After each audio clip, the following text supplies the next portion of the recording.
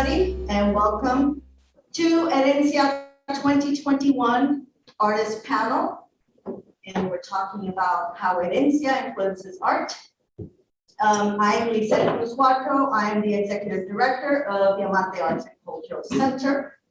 And Diamante is the oldest Latino Hispanic arts and culture organization in the state. We're very proud of that.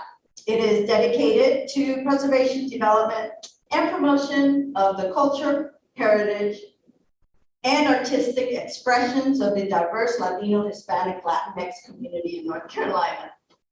Tonight, our moderator for the evening will be artist Peter Marin. You might know him from all his wonderful ofrendas, especially the one that we have here at the center right now.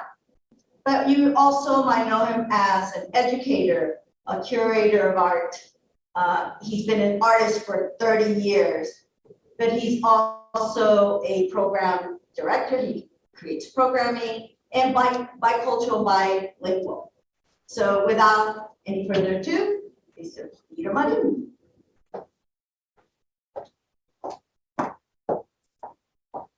Thank you, Seth.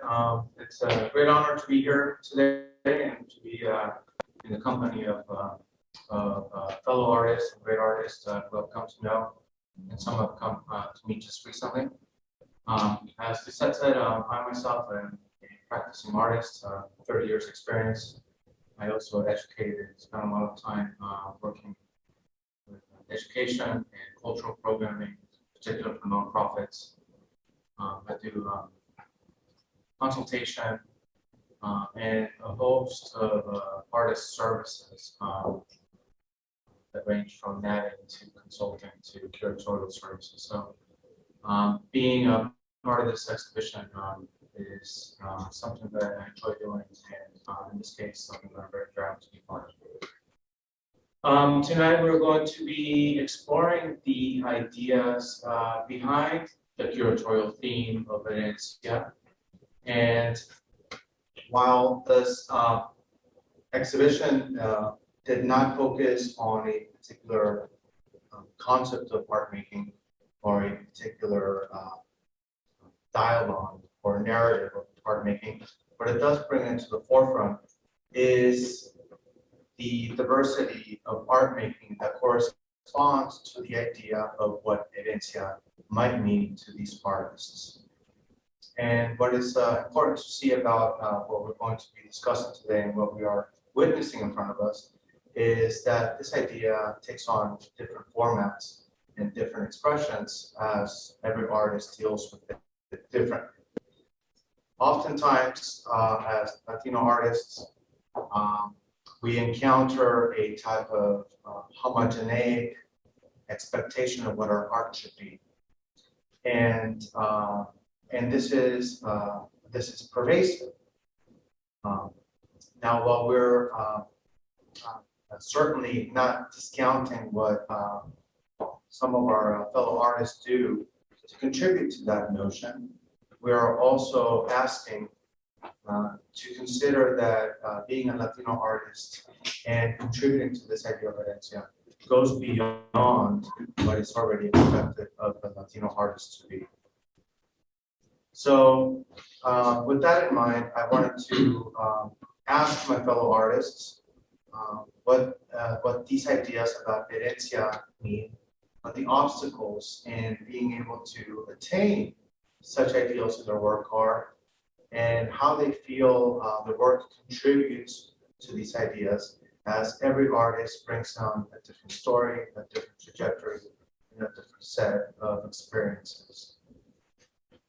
With that said, I would like to go ahead and have the artists introduce themselves. Have the artists introduce themselves. And we'll start from the left side of the table, I believe. I'll go ahead and pass the microphone.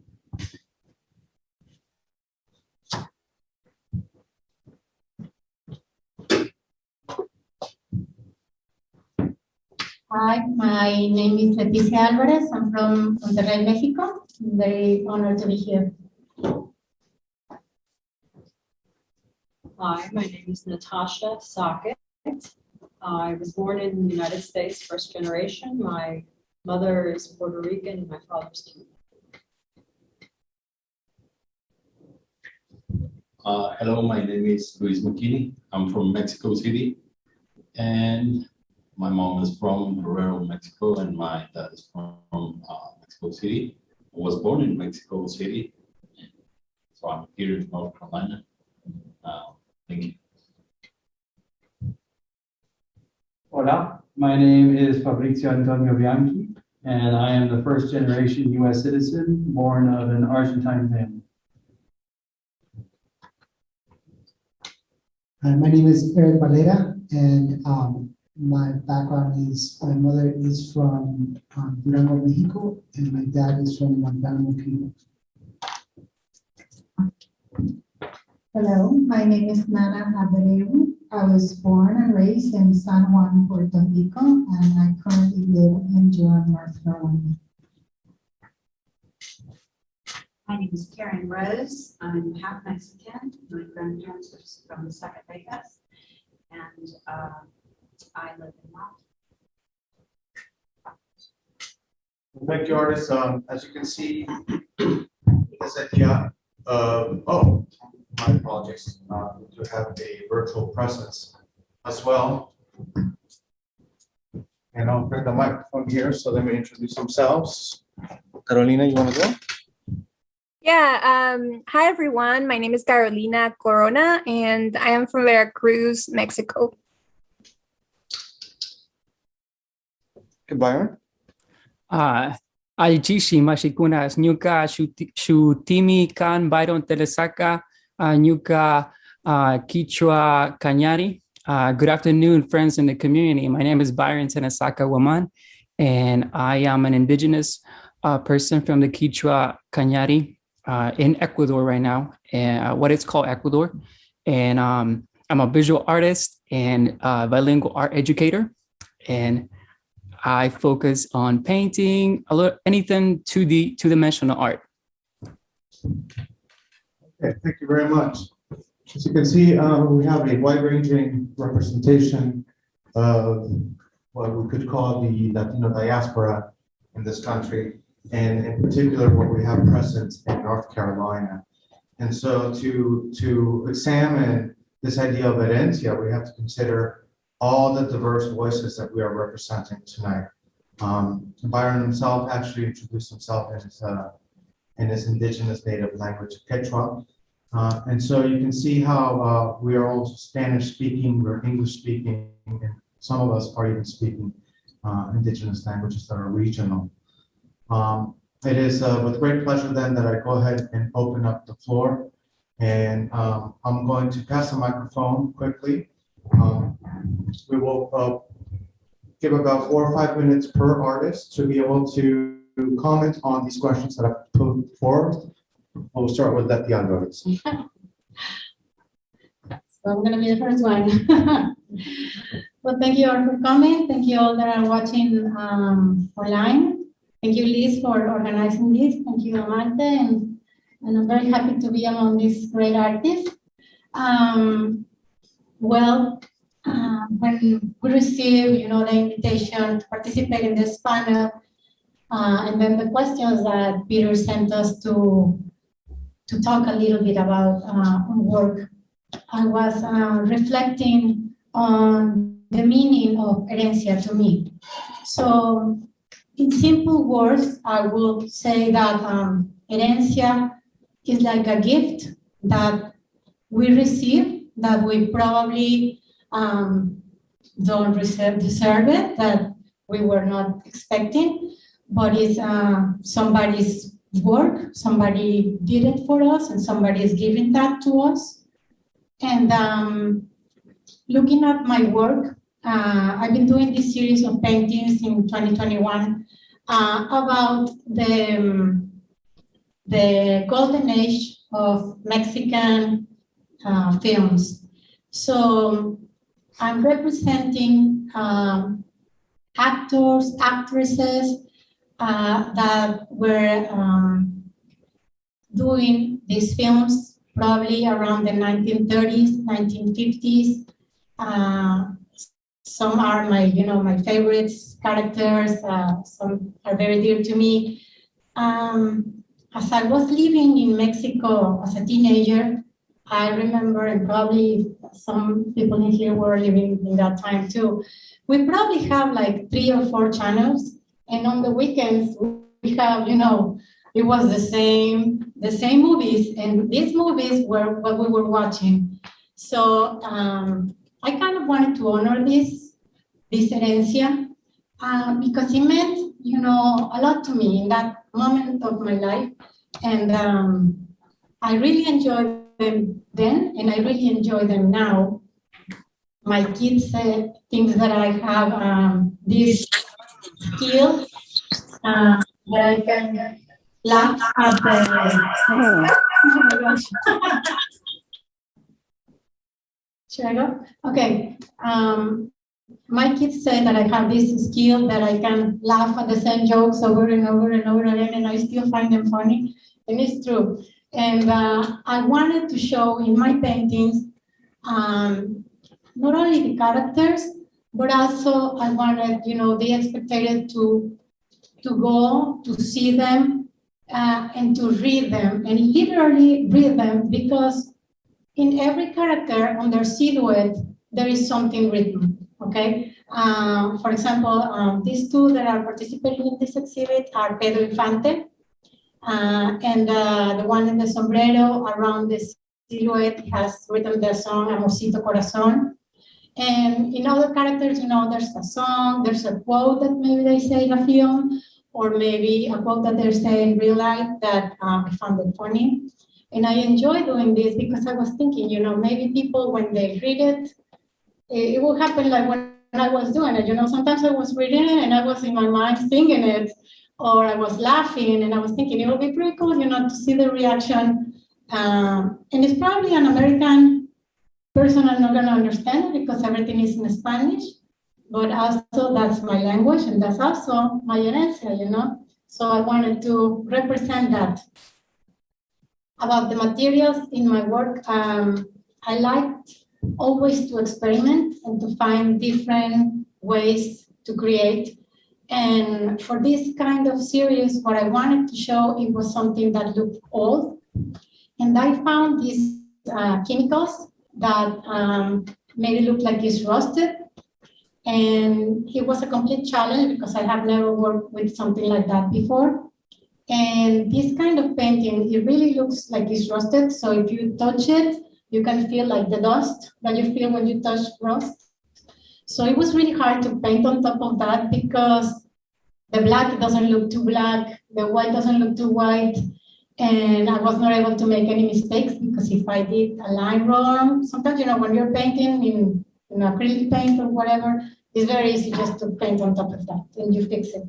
But in this case, because the background was a completely different material, you cannot, put rust on top of rust. It doesn't work that way. So it was kind of like a challenge, and it took me lots of sketching and kind of like, tries.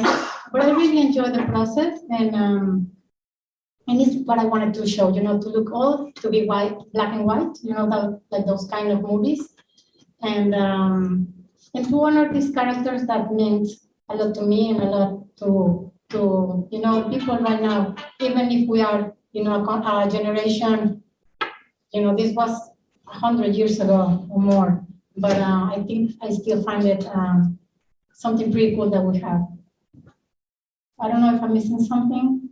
I think that's pretty good. All right, thank you. Okay, next up is Natacha Sochat. Hello again. My name is Natacha Sochat, and I am multicultural. I was born in Manhattan, New York City, but I grew up in La Habana, Cuba, because I was sent there at 4 months old. My father was a revolutionary, and my mother is Puerto Rican, and I visited both countries many times. I'm bilingual from birth. My work is currently, within the last 6 months, which you probably can see online. I should explain how I got there and why it represents Herencia. I have always loved trees. Trees are a living organism which are communities and symbiotic, and they're networked, and they embrace us and give us many things. And about 30 years ago, I became fascinated with the roots of trees. Actually, initially because the word roots was very important to me because of my herencia. Being a multicultural person, I became very aware that everything that I did was influenced by my roots of both the three cultures that I embodied. And so from then on, a great deal of my work had trees and roots together, not just the tree, but the roots had to be part of it. About 6 months ago, I realized that even though I love trees and I love their embrace and I love them in the summer, that I had in my art neglected the canopies and the leaves that are part of trees. And these are as much as part of the community and as part of the sustenance that representative of a community and how it is together and the good things about it. So I started painting with acrylic the canopies and the leaves of trees. So they are a metaphor, and conceptually that's how they embody mi herencia. So that's it. So for most people, they just look at it and see it as leaves, but for me, it has a very deep meaning.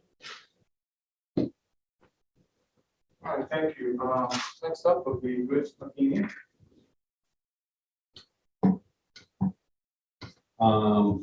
Thanks so much for the invitation and for having these kind of places to present different works of different Latino artists. As I said, my name is Mckinney. I'm from Mexico City. I was born in Mexico City, but I always lived in Ecatepec, Estado de Mexico, state of Mexico, which is one of the most complicated places, I would say. And the reason why I started paint was actually 6 years ago. And as Natacha said, probably we sometimes don't realize about the beauty in our environment. So that day just came to me, the inspiration of the art. So I think for me, be an artist or being able to make art is like having a superpower to represent our roots. It's like a superpower to connect with people, and in that way we can create dialogue,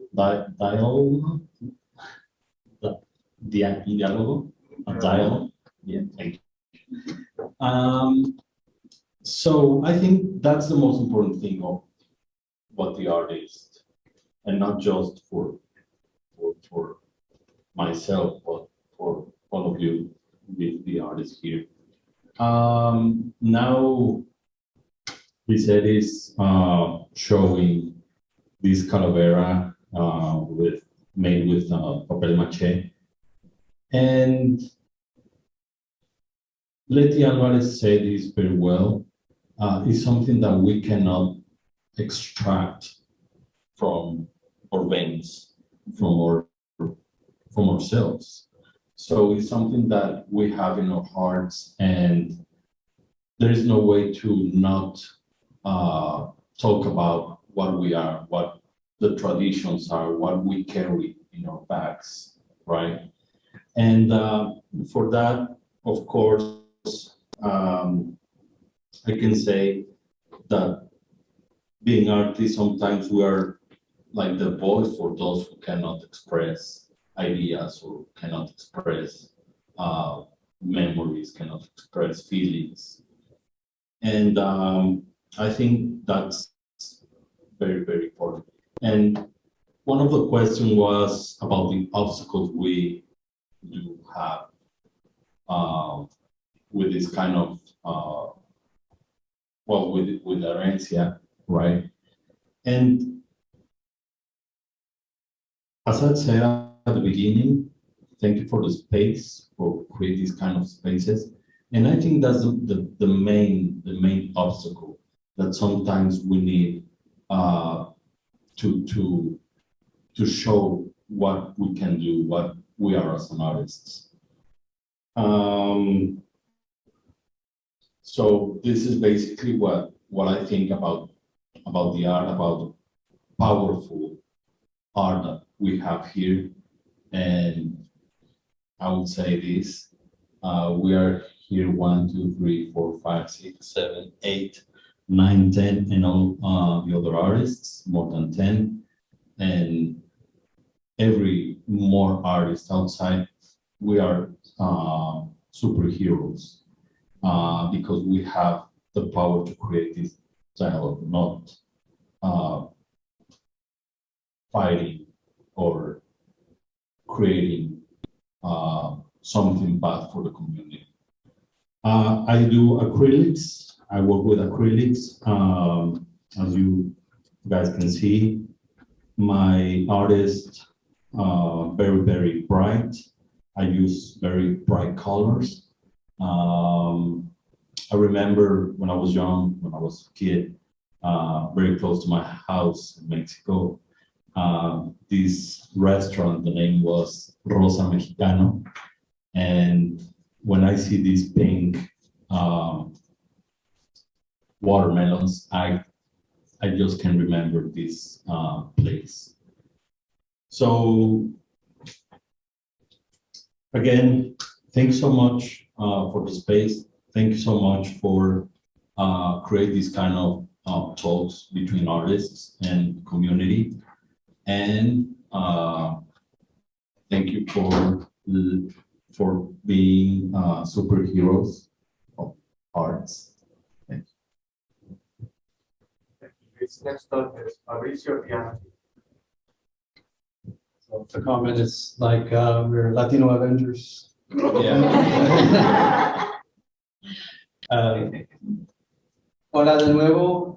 My name is Fabrizio Antonio Bianchi, and as some artists have mentioned, thank you for this opportunity for us to speak, not just for our art, but also for our herencia, which is hard to do when we display the work without having the voice that we have tonight. I am probably the only one that wrote and brought my manuscript. I love to write, and so it's easier for me to recite what I've written. So a little background, I was born in Jacksonville, Florida, and grew up in Florida, Canada, and then Jacksonville, North Carolina. So this porridge is too hot, this porridge is too cold, and it's just right in North Carolina. But I'll just go with the answers that I feel like speak more from the heart. So as a visual historian of sorts with a fading past, I create my own timeline of past, present, and future by recognizing the lineage of artists in my own family. Starting with my great-grandfather, I mark the past. By exploring different topics and compositions in my work, I mark my present. By displaying my work as an abstract Latino artist in exhibitions, online, or with my sons to guide their own creativity, I marked my future. Distance and time have been my biggest obstacles in understanding my family history and heritage, and relating to a family growing older and becoming more distant every year. Despite visiting but never living in the country of my cultural origin, my childhood visits were colored with different leyendas, legends, and canciones, songs, that has made me appreciate the Latino culture as a bilingual and bicultural artist. Thankfully, the world of abstract expressionism in my paintings has kept me rooted in a complex geographical battlefield that still struggles with identifying with different razas, especially the Latino population. My paintings are my vocal cords that speak about a culture with a language beyond any spoken, yet require a voice, sometimes a scream, in delivering certain messages. They are sheets of my own music where I physically leave my mark as the conductor on a surface that is otherwise heard. They are pages of a diary shifting between a delicate past and a weathered present within scenes of a comfortably local and the unfamiliar distance. They are faded visual manuscripts or palimpsests that hint at the mystery and unknown of native folklore and traditions, all but forgotten. I cannot understand or identify with South American folklore, like the mythological Abreu in the painting on the right with a graffiti, or the ceremonial tradition of the machitun, which is more loosely gestural, hanging on these walls, unless I speak with color, conduct with a paintbrush, inscribe my thoughts on canvas, and reveal the realm of the magical and surreal of mi herencia that I continue to explore. Muchas gracias. Here. That was really cool. Gracias. Next up is Erik Valera. Hi, I'm Erik Valera, and as I was listening, I really love this concept of the superhero, and because I've been giving a lot of thought as to what is the artist's role in why do we do this? Like I'm still trying to figure all this shit out. Like I wake up in the morning and I feel like I have to paint, and I don't know why. Like I just do. And it was a flip that switched like earlier this year, and now I'm painting every single day, and I don't have room for all this stuff, right?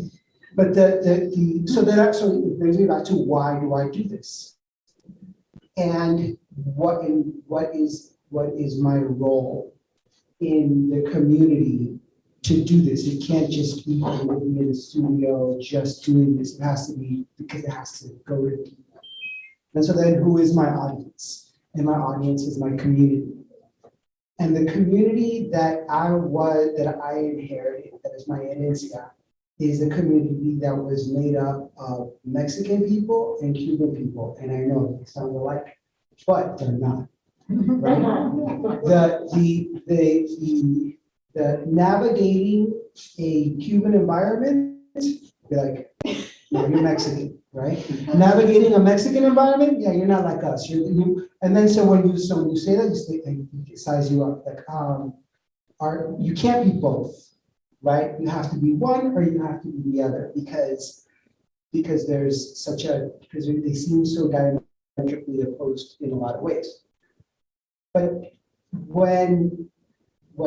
in the United States, we have like this community that is made up of so many different flavors and textures, and just I think being able to say that you identify with Latino, Latinx, Latin American in the United States, I just think is so much fun.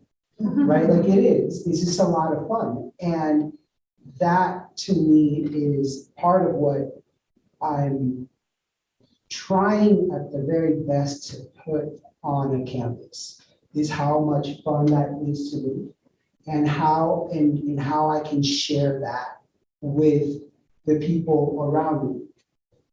So honestly, I'm like, for me, this is the reward, like being here with all of you together, being able to say like, this is how we are, this is what we are. This to me is the reward of being in my studio and and splashing paint onto a canvas. Gracias. Next up is Nina Abreu. Nana, Nana, perdón. como las abuelitas. Bueno, ok. Oh, hi, everybody. First of all, I want to thank Diamante and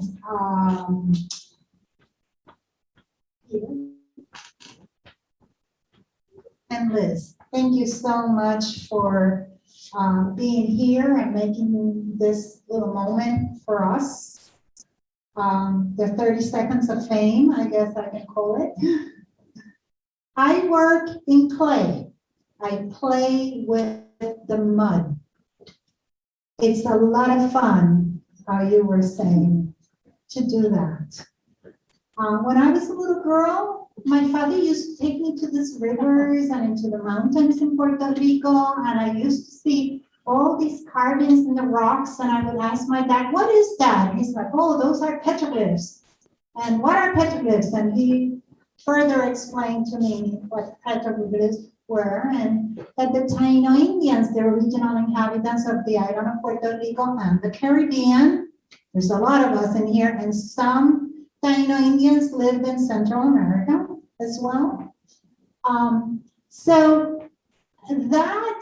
those images really impressed me in such a way that many years later, I'm not going to say how many, because I'm 25. I decided to educate the world about this civilization that we only have DNA of them in us.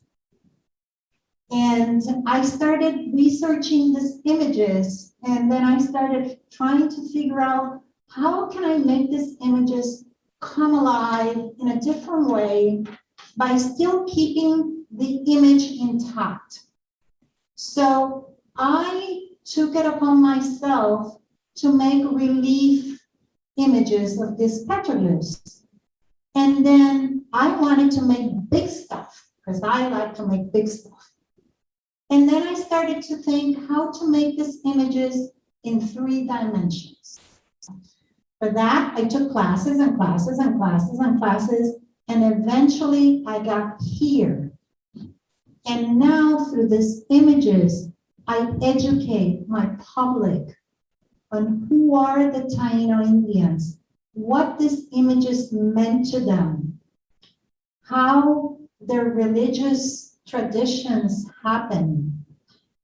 And when I tell the story to people, they are mesmerized. And I'm not talking just about the Americans in the US. I'm talking about the Puerto Ricans who live in the US and the Cubans and the Mexicans and the all the Latin American cultures that I talk to them about these images. They say, oh yeah, our Indians had those too. So like you, I found this space where I can share a culture that is me, it's my background, it's where I come from, where my ancestors came from.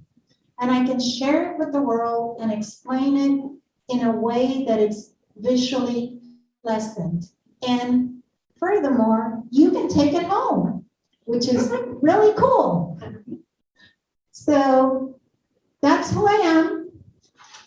And thank you again. Thank you, Nana. Next up is Karen Rose. Is it okay if I stand? I'm a teacher and I'm not used to talking sitting down. Okay, these are my paintings behind me. Like I said, I'm half Mexican. My grandparents lived in the San Joaquin Valley in California and were fruit pickers, and they were a big part of my growing up. And my grandma's hot pink kitchen made a big impression on me. And I'm the youngest of 13 of their grandchildren, and I'm the only one that actually drove all the way from Berkeley to Zacatecas to go visit my grandmother's family. Another hot pink kitchen, and just an amazing, amazing experience. I drove through 2 rivers to get to the little town that they lived in. Zacatecas. So I met Peter a few years ago, and he generously invited me to be in the Latino Arts Festival, which is called Yes, there's a Pueblo. And I thought, I made a whole series of watercolors of indigenous Mexican flowers. And then around just before 2020, I planned a whole trip to go to the desert in Southern California to go near the border. And I was going to take a lot of my own photographs so that I could do a Mexican border series. However, the pandemic canceled my trip. And so I thought, how can I really wanted to do this. So I watched a lot of old movies, as a lot of people might have at that time. And I noticed, I started researching films that were shot around the Mexican border on both sides. There's a lot of them. And so I started just like taking screenshots and then making paintings from those. So this is actually from an old John Wayne movie. And A Kiss Before Dying had Joanne Woodward in it.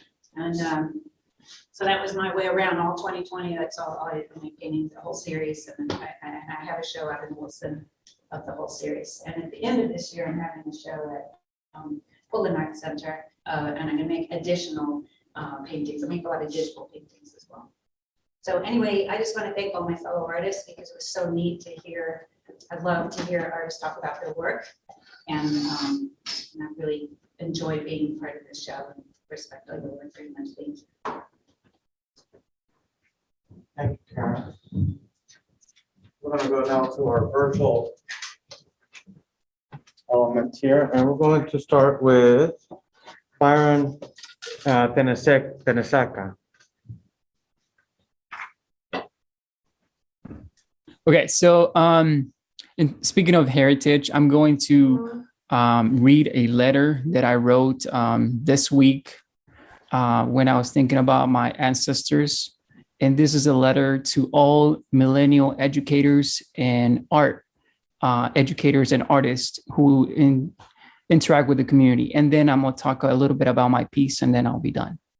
So it says, "Dear teachers and art educators and artists, Byron's assimilation into mainstream U.S. culture began when he started sixth grade at a public school in North Carolina after being brought from the Andes Mountains of Ecuador by his biological mother, who immigrated to the U.S. 9 years earlier. Migration was the only path for a better future for her and her children, leaving his sister and him at the care of his grandmother for 12 years. Raising him in a similar fashion to her own upbringing, his great-grandparents spoke our Quechua language and were closer to our indigenous practices. These being intertwined with Eurocentric practices, syncretism, for centuries. Like mestizaje, syncretism was pushed by colonialism as a vehicle for assimilation and in turn, the genocide of our culture. Anti-indigenous sentiments ingrained in Latin America culture for centuries have constantly reduced our opportunities to keep our identity alive.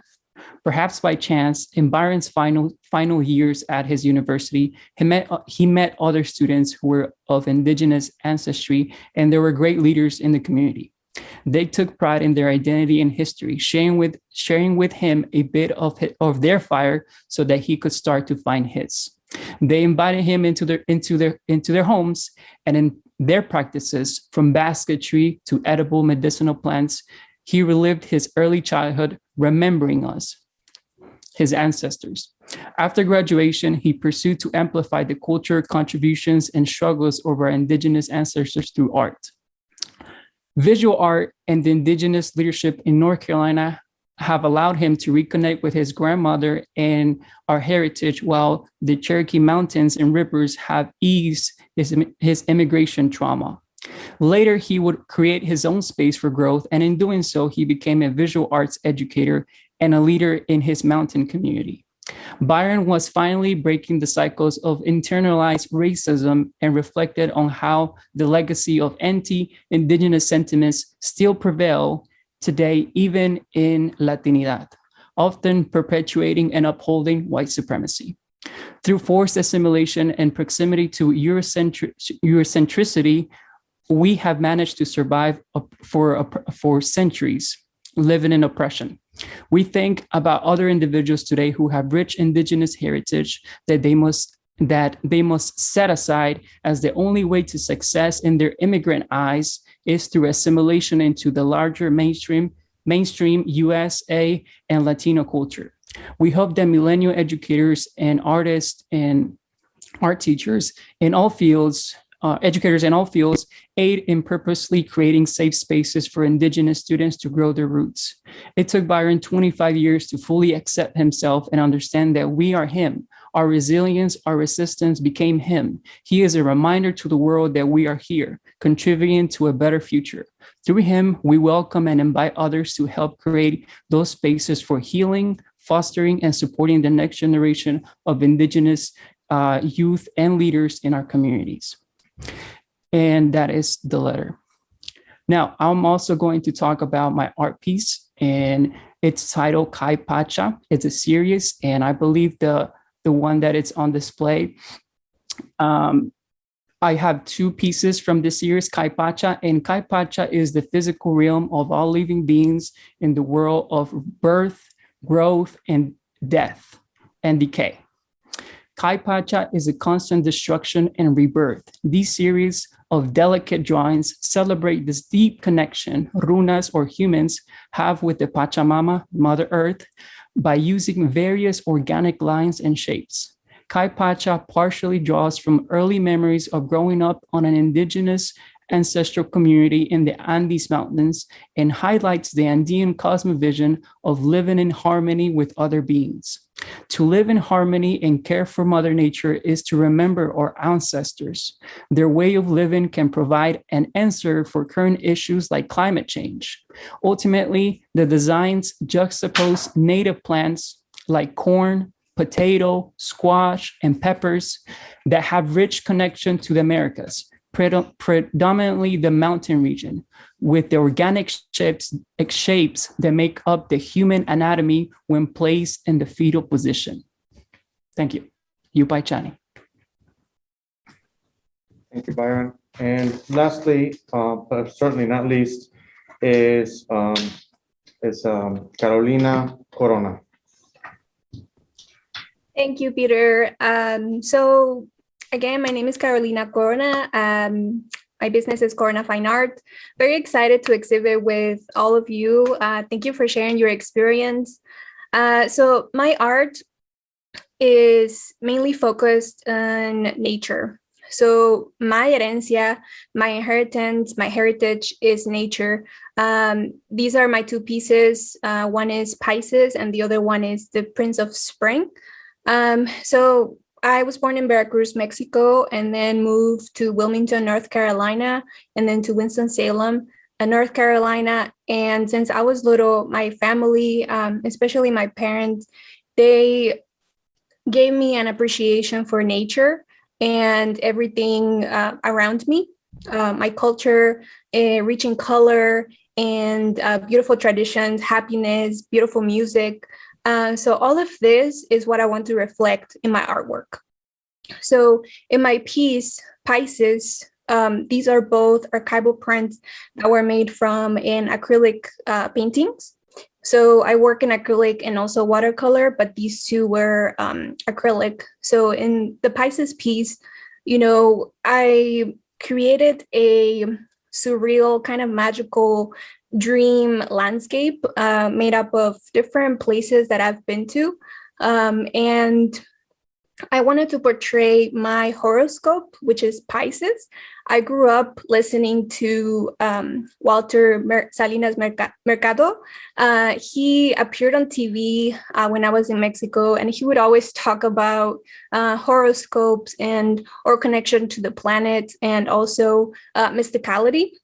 So I've always been really fascinated by that, or connection to the earth, but also to outer space and how that affects us, our personality and who we are. And nature definitely has an effect on who I am. You know, I remember when I lived in Veracruz, I used to have a beautiful nanche tree in my yard that I will climb every day and just be lost in that feeling of peace, and immerse myself in nature. So, in my piece Pisces, that's what I'm showing. This being a woman, it's surrounded by beautiful nature. There's nothing artificial. It's just her with the fish. That's why she's Pisces. She's communicating and having a connection that's so deep. And then my other piece is a hummingbird feeding from flowers. So I've always considered a hummingbird a symbol for my culture because they're so colorful. I have a hummingbird feeder outside of my balcony door, and I'm always observing them. And, I've learned so much about their behavior. They're fighting each other. They're so feisty, even though they're so small. But I love looking at them. They're beautiful, colorful. They represent nature. I love animals. So in this piece that I've made for my sister, especially for her, because she also loves hummingbirds, I wanted to represent the color of my culture growing up. It's something vibrant, colorful, playful, fun. Also wanted to represent my curiosity for my culture, for nature, and how us humans are always attracted to things that are beautiful, like the hummingbird is attracted to flowers that are beautiful.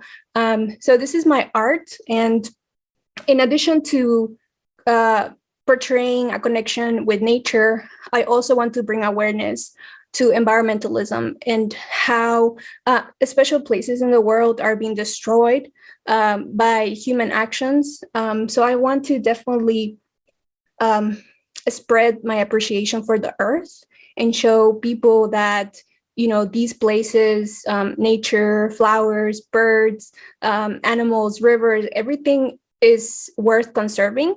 It is something beautiful that we need to take care of. So thank you so much for listening. And that is how I express my herencia. Okay, thank you, Carolina, and thank you to everybody on the panel for contributing their voice, contributing a segment of how to deconstruct this idea of what herencia might be. That's an idea that Latinos explore regularly.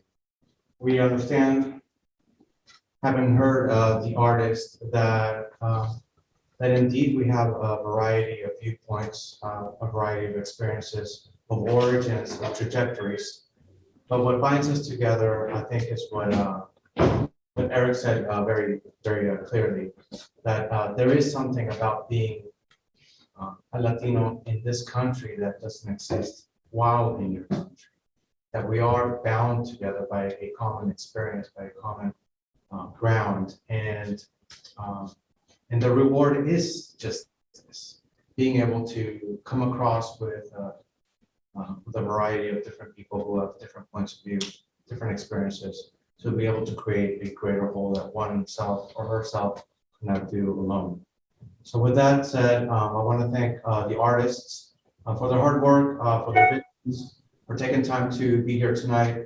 The artists who have joined us online for continuing to support distance participation as well, and for continuing to expand our notion of technology.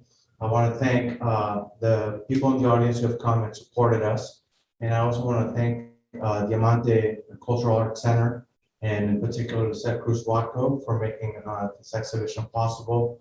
I helped her in the renovation and in the acquisition of space. They helped as well. As well as Erik and Fabrizio. So I'm not trying to steal the limelight here. I'm simply saying that we have come here as a result of La Unión hace la fuerza. And so it's very exciting to be inaugurating the space. I am sure we're going to see some wonderful exhibitions here, and Diamante will continue to support the outcome and the products and the productivity, I should say, and the talents of Latino artists that are here in North Carolina. So with that, I thank you very much.